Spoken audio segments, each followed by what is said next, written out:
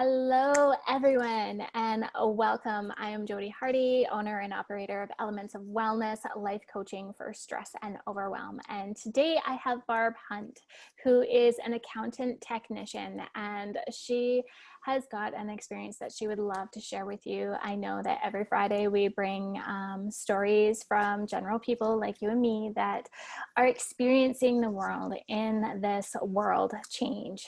I refuse to say pandemic because it is a world change. So Barb, can you tell us just a little bit about yourself and just kind of let people get the feel for you? Sure. I'm trying to describe myself. I don't know. I'm an accounting technician, like you said. I work at a firm. It's a small firm, and it's very wonderful people that I work with.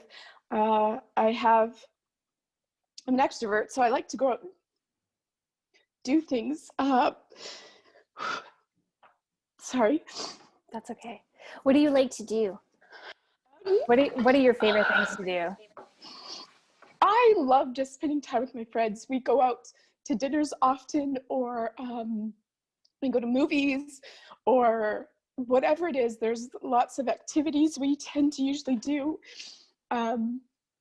We've played volleyball. We've done all kinds of things. I just like spending time with people and friends.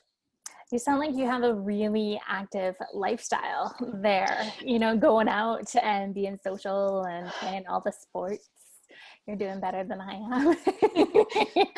I have been fortunate in that way to be involved in such a group. It's part of, part of it is due to church. That's part of what we do, is a lot of activities and a lot of things to keep our social lives together and to spend time with each other, because I'm single. I've been single my whole life, and we have a group of single people within the same age groups within our church who do get together and do these activities and have these events just so we can socialize and be together and have fun. Awesome. And tell me about your career right now.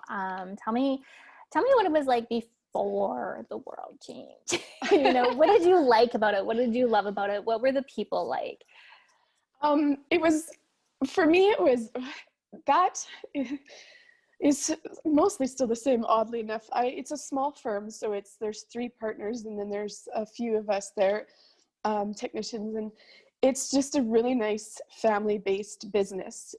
We get to go. We were starting to do activities and do things together, and we'd have lunches. But when people would come in, it was always, you'd visit with them for a bit, or there's always just sort of a family type feel, both with our clients and with the staff that we work with together. It's a great office to be at. I'm fortunate to be there. Oh, fantastic. So just for demographics, you used to live in Edmonton. And yes, now you're residing in Calgary, but you do have family in Lethbridge, so you're kind of all over the place, and yeah, I have kind of paying attention. Yeah, I have family both in Edmonton that I visit a lot, and I have family in Lethbridge as well. So I'm kind of there in both places. Awesome. So let me just ask you, when the world, our country, our world decided to shut down, how did that affect you? If you can put yourself back to those first few weeks, did you think that it was going to be short term? Did you think it was going to be long term, mediocre?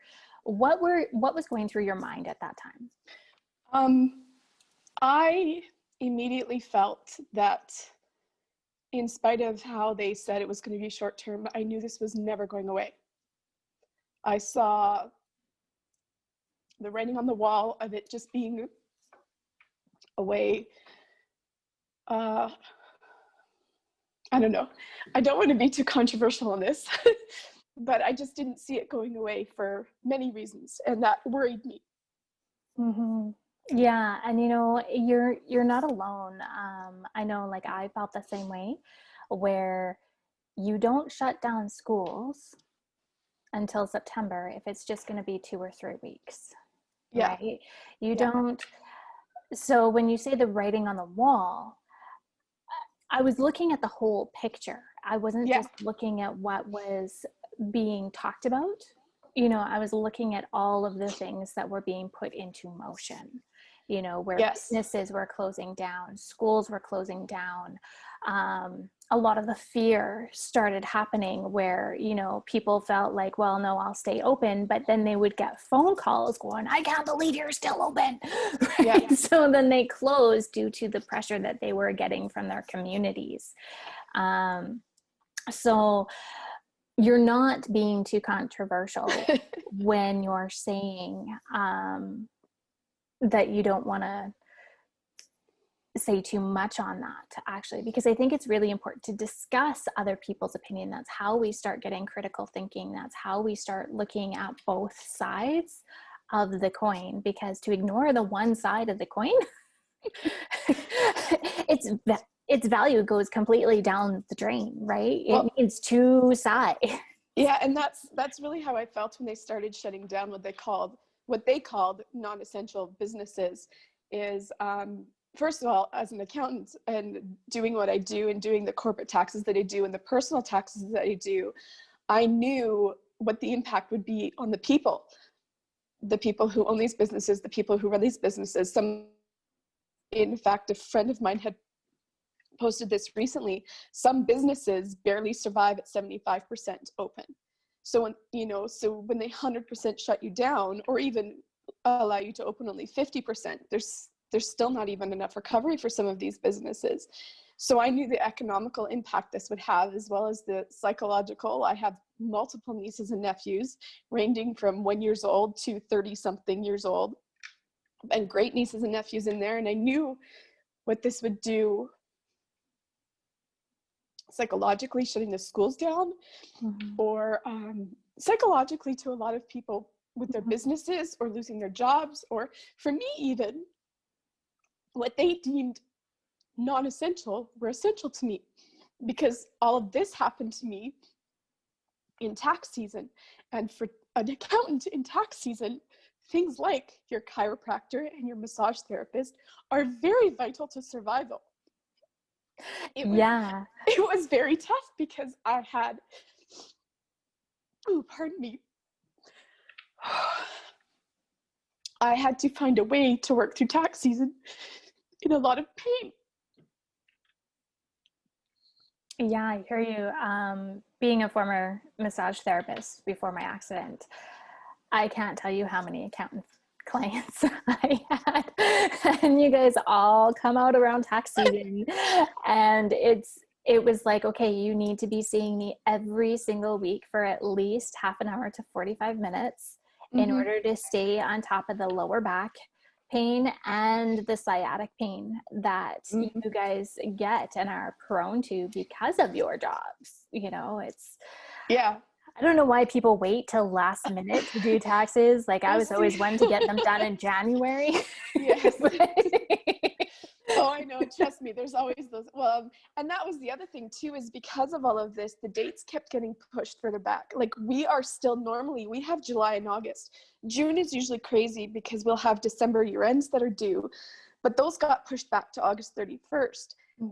And everything has been pushed back so much that our workload hasn't stopped, to the point where we are still severely overworked, because we've never had that push to get, because people brought it in later, or whatever happened, the later the dates continued, the worse our workload. And so now we're going into our fall busy season, not having caught up and finished everything from even to June and July. I would have never even thought of that as like somebody who hates math and, can make sure that my bank account is balanced, and that's about it. So I would have never thought that you guys would still be struggling to catch up from April. Yeah, well, because they postponed personals till May. I was mostly done most of my stuff for personals in April, but my boss, who spent most of his March and April answering emails and questions to do with all of the government subsidies that most of them did not qualify for because of the complications.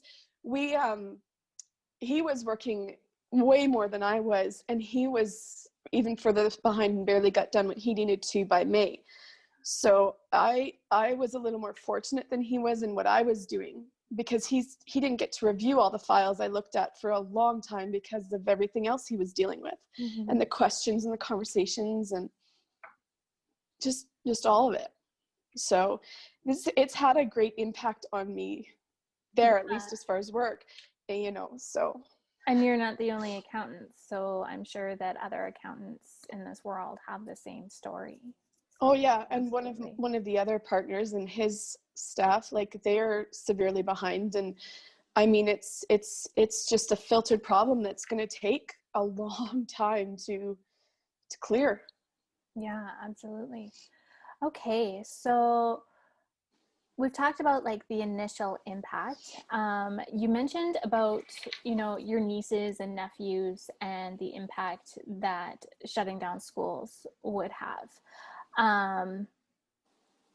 Without maybe keeping it within a few minutes, right? Can you explain some of that impact that it had on your school-aged, you know, nieces and nephews?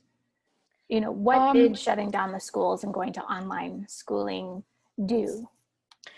For most of them, it was okay. Like, my one sister has 3 girls, but because they're so close and work well together at home, and they don't have a lot of social stuff outside of the house. They had dancing and music.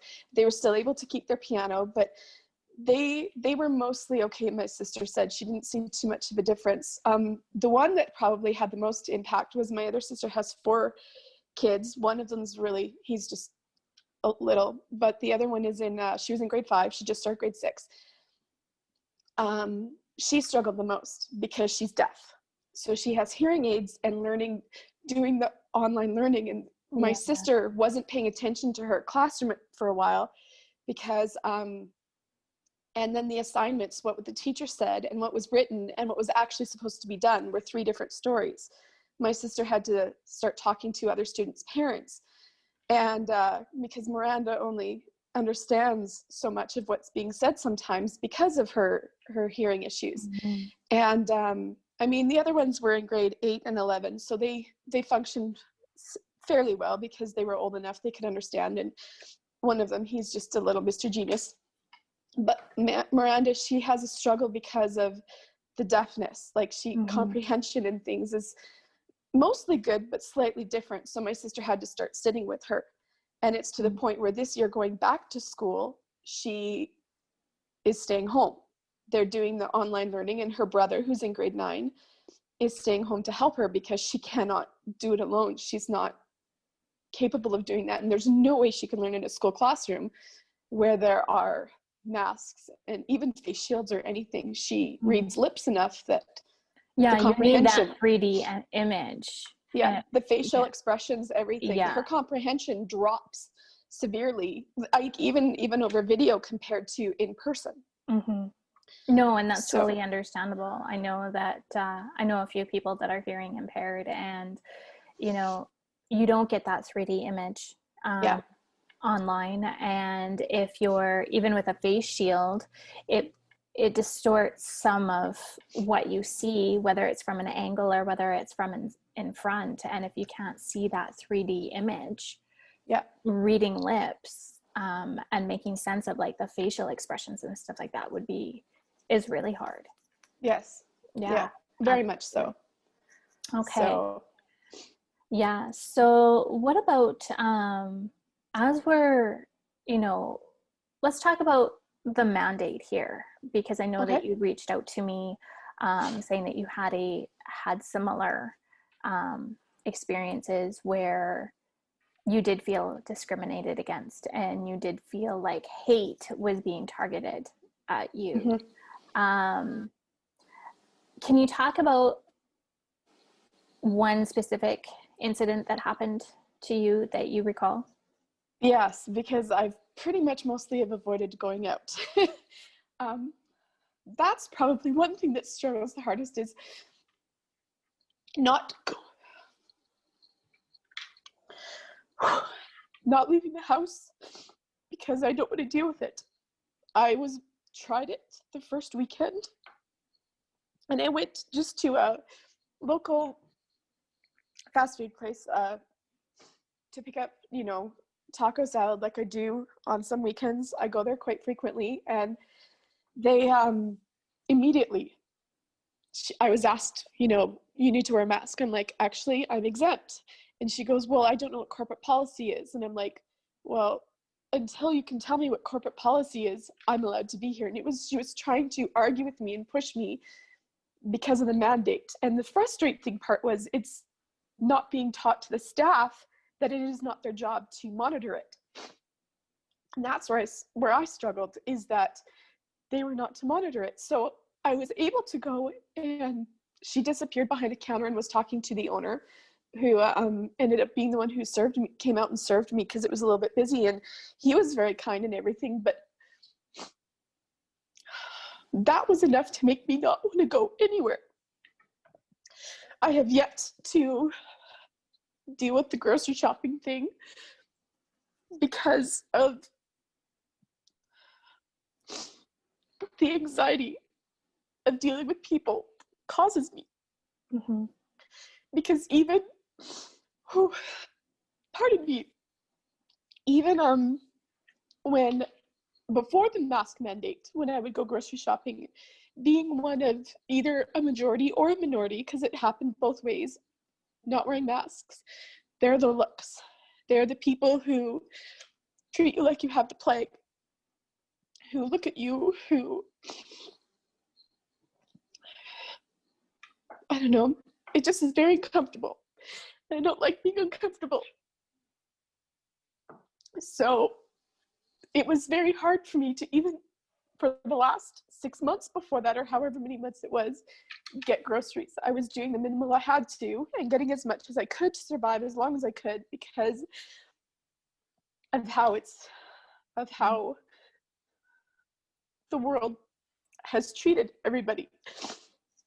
The negative energy that I feel when I go hasn't been worth it. And you stand in line and you feel like you're stand in line to get in, stand in line to get out. It's not normal the way it has been working. And it's difficult to feel like a human being and not like a slave, is how it feels. Yeah, and cheated is exactly the word. Right? Like, I love that word, where, and I often think about whether, if my accident had happened during this time, I could hardly walk, and yet my physios and my doctors, said, no, you can't have, a leg splint. No, you can't have this, because we want you to get stronger. So I couldn't imagine having to stand outside with my walker or my cane when I'm still learning on shattered bones. Right? Like, right. And, even the anxiety that I felt back then of going out and seeing intact families with little ones, I would just stare, and there are times where I still do that. And especially, standing in line, feeling like people are staring at you because you're the minority now. Right. And, you see little ones, or I see little ones, and it takes a lot for me to go out and have those shields in place. Yeah. And then add this on top of it, where I have to justify myself everywhere that I go who questions me. It's a lot to bear. So if you don't mind me asking, why, and you can decline this answer, and that's totally fine, what does make you exempt? Multiple things. Okay. I have asthma. I have panic attacks and anxiety attacks, which are triggered, for at least the mask portion, by some PTSD. I can't remember the whole list. There was okay. 7. Those are the big ones. I have about 7 or 8 things, but I struggle to breathe normally daily. And I've tried the inhalers. They don't function quite. I haven't worked enough with a doctor yet, but I haven't gotten to a point where I can breathe normally. Like hot air makes it difficult for me to breathe. So hot days are hard for me. Mm-hmm. So when you put something in front of my face, well, I can't have anything in front of my face, but if I were to, the hot air makes me start to suffocate. And so, yeah. Yeah. So instantly having that coming towards you would affect that. Have you, since this mandate and because of your exemption, how is your doctor's office? Like, have you needed to go into the doctor's office since, or have you had a conversation with them? I have not.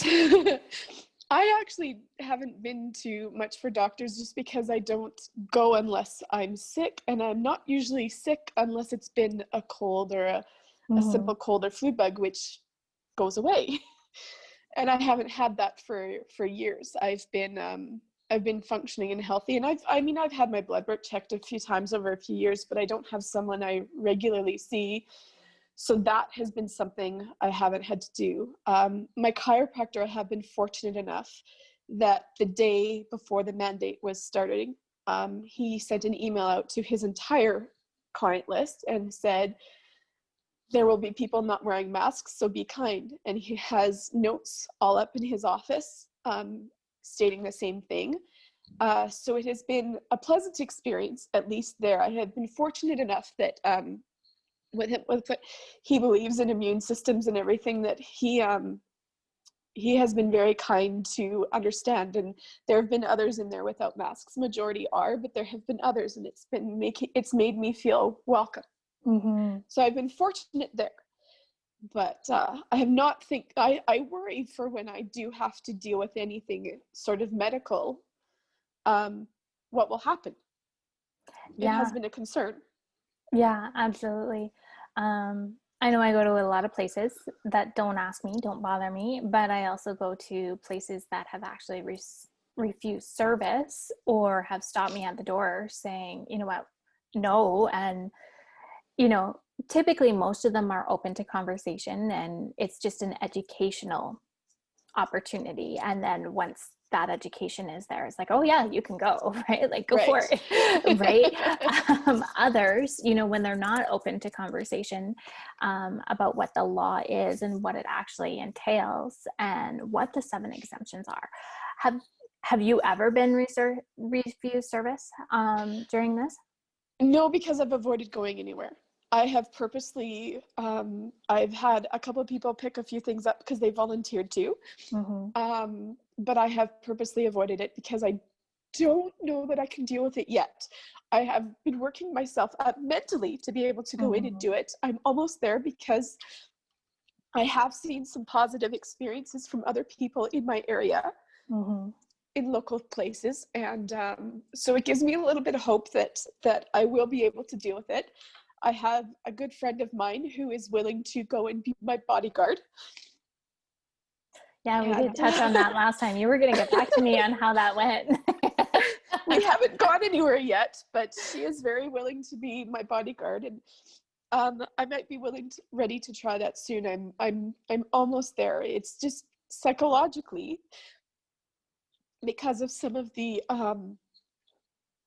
anxiety and panic attack issues, I have to be prepared to deal with that. It's not an easy thing to psych yourself up for. There are days where I don't go out, like, nope, not doing it today. Well, and it's really sad that we have to even think that way. Well, and this is where I've been fortunate with my job, in that we, at first, my boss was still taking meetings and stuff because he was whatever, and eventually they decided to stop those. And then it was eventually, well, they decided on a weekend to shut down. We're like, well, we're going to shut down. So I went and picked up my stuff and brought it all home so I could do everything from home. By the Thursday, I found out three of them were back in the office. And I was like, forget this. And I went back. So there were 4 of us that continued to work in the office, and it went well. And the other 2 needed to stay home for other reasons, and they eventually came back, and they're back. But I've been fortunate also, you know, like that we, in the office building we're in, it's small enough. Nobody cares how I come in and out. Nobody cares that, because we have the whole floor shares a bathroom. And nobody cares when they go to the bathroom. My whole office goes to the bathroom without a mask, because who cares? Absolutely. So yeah, and so I've been fortunate enough that I at least work with people who, and at an office where it has not been a problem, and we answer the door to any client that comes in without a mask. Like, it just, they're willing to wear masks for the client who want them when they have meetings now, and they're willing to accommodate, but they've also been very good for the, it's been a very good place for the staff. Yeah, absolutely. I've been very fortunate that way. So that's where I at least get to satisfy some of my social interactions. So you said that you go to church, and that it is a very close community. Yes. But I also know that in our pre-interview, you were grieving over a lot of changes that were made and things that you've had to endure. Can you tell me how your mental health has been affected by a lot of these things? Well, part of the whole purpose of our church is not just to like, we partake of the sacrament every week and we worship together. It's like, it is to worship together, to have that bond, to have that feel. But because of all the rules, we have to go in. We're not allowed to, because it's the ward I'm in is a bunch of singles. We're not to sit together. There's a few people who do, just because some of them are either roommates or whatever, and some of them don't care, because I'm one of them who doesn't care. But you see the people, and only every other row is allowed to sit in. And some of these are church rules, and some of these are set by the government. Our church has tried to work within the governments in a global field, because it's a worldwide church. They've tried to make as the rules as worldwide as they can. Yeah.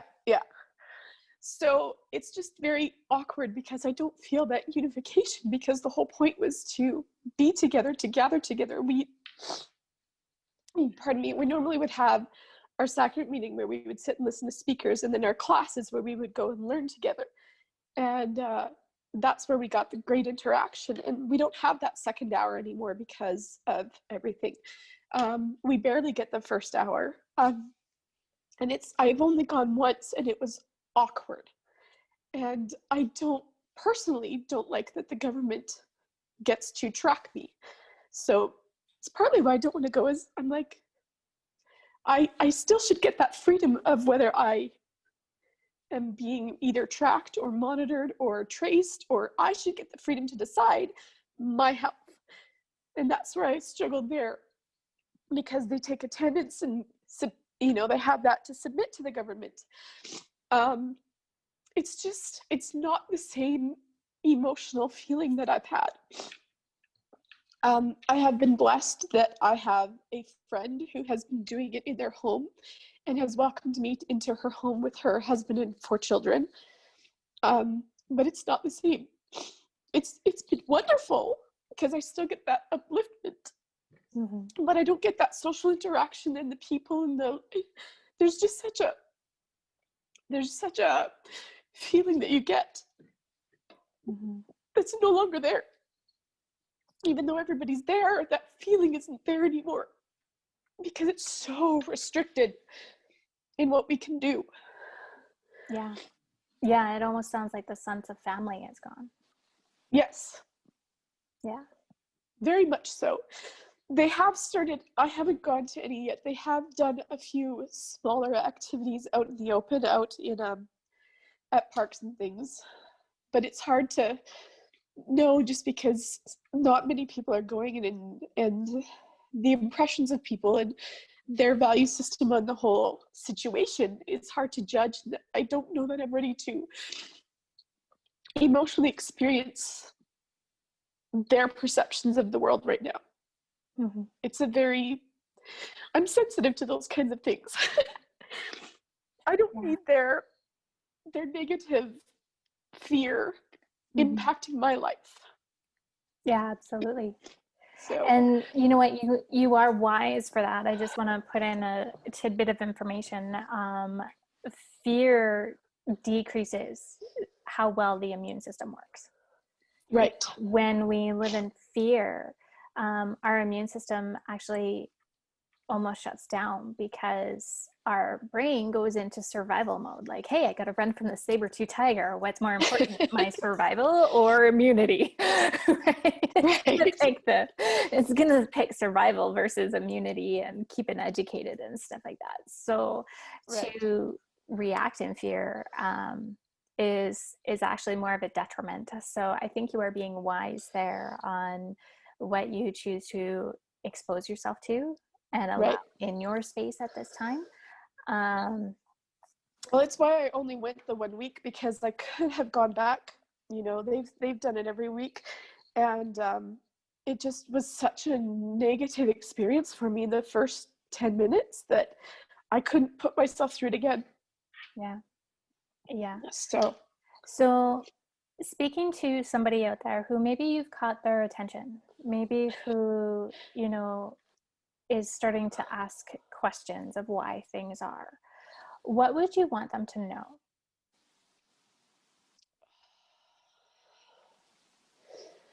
I don't know. Um,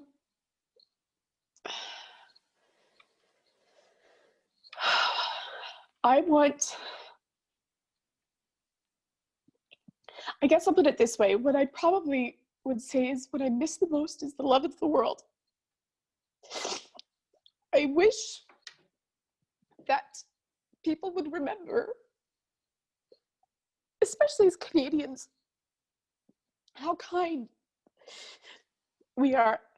And I've always felt help from other people. I've always felt a willingness from the world to help each other in this world, and I've lost that feeling. And I wish that people would just um, understand or remember that we're all human, and we all get to, you know, we can all still live in this world no matter what your choices are, whether you want to be masked or unmasked. Or I think the biggest thing that we've lost is the fear has promoted, in my personal opinion, I have seen a lot more hatred, and I miss the love. I just wish that there would be more kindness and love to people like me. Oh, pardon me. People like me who can't, who are unable um, to participate in these laws or whatever, for whatever reasons. Conform. Yeah, there you go, conform. Yeah, because, and I mean, it doesn't matter your reason, whether you have the exemptions or whether you just choose not to, because I know people who just refuse to, based on the simple fact that they refuse to have their freedom taken away, which I believe is a valid reason too, because that's part of mine as well. And I want people to recognize that there is so much more to this than health, that there's so much more to this than just the COVID. There's so much more that people forget. From when I was younger, the world has been better about mental health, and they have the mental health days and they have the things but there's still such a stigma to it. People don't comprehend that when something like this happens, we are the ones who suffer. I have seen such mental health decline in myself and in others around me, but yet it's not talked about. We don't track the suicide numbers, but we're tracking the cases. We don't, you know, and these people are getting left behind and lost and not worried or cared about by by other humans, by the government. I had written a letter to my city councillor and talked about the mental health and the people and the suicides, and I was worried for this and where it was going, and he had such disdain that he had no respect for people with any sort of difficulties or trials in that area whatsoever. It was rather disturbing and disgusting to have his response that I got. So I think that there just needs to be, people need to remember there's all kinds of people out there. Mm-hmm. And we need to start loving each other again. Yeah, absolutely. I fully agree. And I've had similar responses to letters that I've written with concerns. And one thing, I know Calgary probably has, sorry, I guess sneeze coming. um, I'm pretty sure that Calgary has a similar disclaimer, but when this bylaw was made, the city of Edmonton posted on their page that the new, and I'm going to read it directly, the new face covering bylaw includes 7 exemptions. Go to edmonton.ca/masks. Businesses should not refuse service to people who are exempt. And please show understanding to those who are not wearing masks. And remember, no one has to say why they are exempt. Mm-hmm. And actually, what I love even more is I go into St. Albert quite often. Right. And in their bylaws, they've actually put in a last phrase. It's section 4.1, and it says no person shall in any manner harass or attempt to intimidate a person who is not guilty of an offense while not wearing a face covering as a result of any provision of section 4. And section 4 is all about exemptions. Right. So I absolutely love that. And I wish that other cities, other towns would be very clear on that as well. But the thing is, even if it is somewhat clear, which I've read a lot of them, Mm-hmm. the problem I'm having is it's not being taught to the businesses. It's not being taught to the staff. It's not being taught to other patrons. They're focusing on the negative part of you're not wearing a mask rather than there are people who just can't, and it's they're focusing on the promoting of the hatred rather than the beauty of those lines, because those lines are there for a reason. Mm-hmm. But no one is teaching them. Well, and that's exactly it. Like, those lines are in there because of our Canadian Charter of Rights. And right. I think this is really important to say, and I said it in my previous interview, is that no provincial law outweighs federal law. Mm-hmm. And our Canadian Charter of Rights is federal law. These exemptions are created because of federal law. And so cities, provinces can put in all the mandates they want, but if a person cannot, federal law will always outweigh provincial or city bylaws. Mm-hmm. So, and I think that's really important for businesses to understand, for people to understand, and for employees to understand as well, when dealing with people like you and me. And let's admit it, we are the minority. You know, we are the less than 1%. So how then are we at risk? I have a lot of friends who don't believe in them either. But the problem is because it's easier, they're compliant. Yeah. And not all the time, but for the majority of the time, it's easier, so they comply, which makes it then difficult for those of us who can't, because it means even fewer people. Yeah. You know, I will say though, I'd been postponing getting my oil changed because I was afraid. It's a friend of mine who runs the shop. It's his dad's shop, and him and his brother basically run it now because his dad's retired. And I finally got brave and messaged him because I was afraid, because I usually sit there in his waiting room and wait for it to be done. Oh, he was so good. It's a reason why he's a friend, because he was like, yeah, this whole thing is stupid. He has a mask, but he doesn't wear it unless he has to. And even then with people there, he doesn't do it unless they, you know, are expecting it. But he never hardly wears his mask, and he's like, I don't care.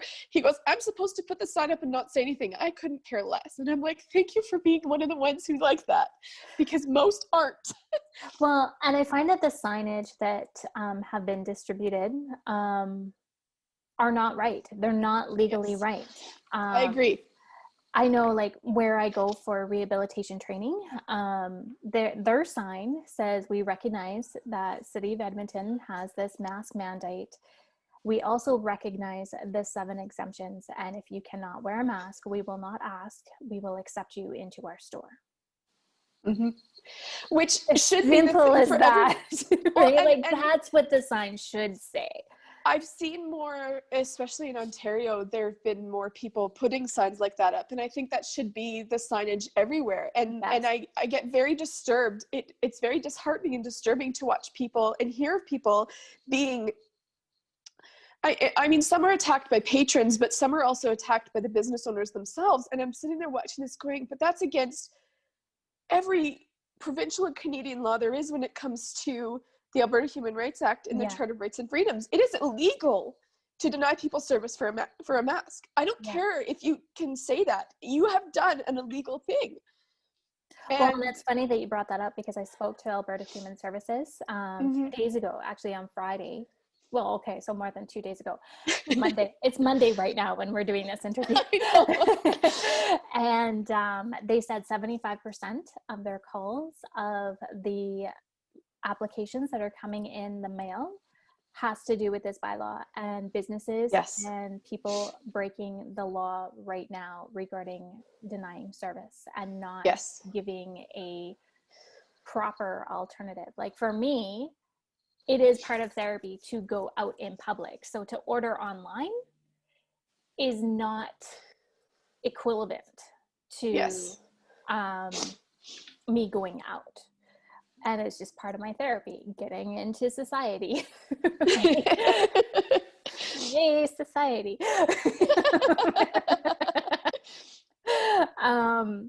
So it's really disheartening, because Alberta Human Rights is such a great place, and they are biased, or not, they are unbiased in the matter. Their job is to just uphold the law.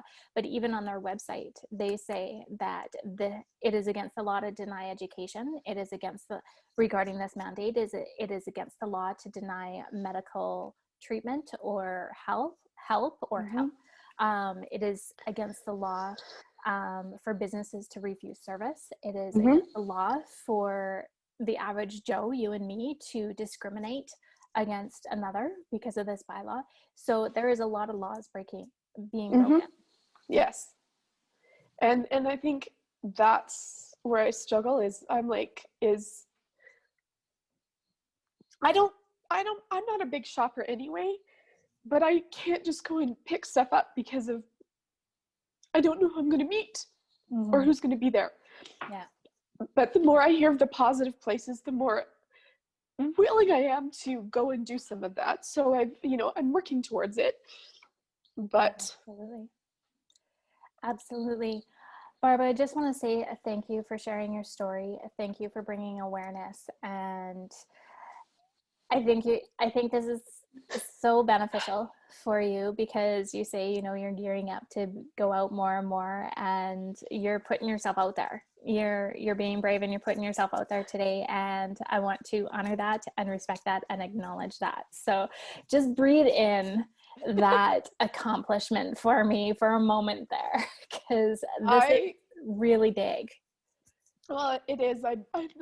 I'm not usually one to put myself out there with some things, because there's a lot of personal things I've had to deal with, but I am willing to do whatever it takes to help anyone, just to know that they have someone in their corner, and just to bring awareness to this, to try and get people to see that this needs to change. And I don't necessarily mean the mandates. I mean, I think those need to change, but I think the world just needs to change their hearts to see, to feel, to do those kinds of things. And I really hope that we can see that how it affects people in all ways. Both, on both sides of the coin, how we can, how we can respect each other. I respect that you wear a mask, and you respect that I can't. It's how I have to live. Absolutely. Thank you so much. And I love that you ended on that. I respect you. Respect me. Exactly. Thank you. Thank you.